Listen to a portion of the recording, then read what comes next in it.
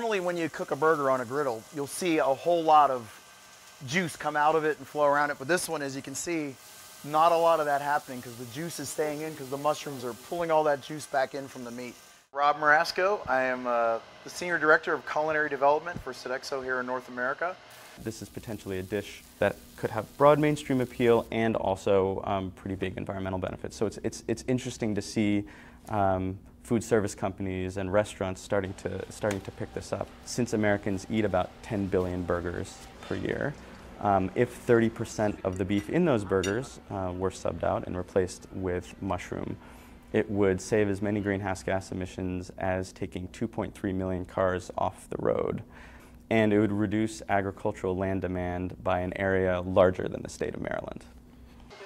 So it's very interesting. We did a lot of work with our consumers around when you come to the topic of beef and proteins, and beef in particular. Point of what we learned from consumer surveys was cleaner label products, free from artificial ingredients and preservatives, right?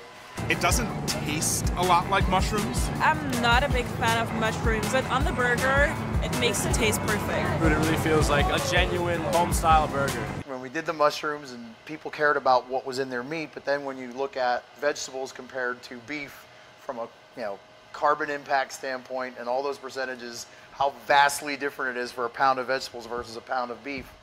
Producing a pound of beef emits about 20 times or more greenhouse gas emissions as producing a pound of mushroom. But button mushrooms, the best part, not just the neutrality of flavor, the best part is the moisture absorption and retention. You can tell it's fat because it kind of mushes under my finger, where that's a mushroom. It's pretty solid and it's not going anywhere. But what the beauty of the mushrooms is, like I said, it will absorb whatever moisture the ground beef gives off, so it's pretty awesome. 25% mushrooms, but you won't taste any. So it potentially caters to a much wider audience. If you still like to eat a hamburger and you crave that indulgent flavor and the grilled char on it and all that stuff, you can still have that. It's still actually meat, but it's meat that's raised a little cleaner and a little more humanely, and it's got a little slightly better health benefits for you and reduces your carbon environment impact all at the same time. I hope you like the burger.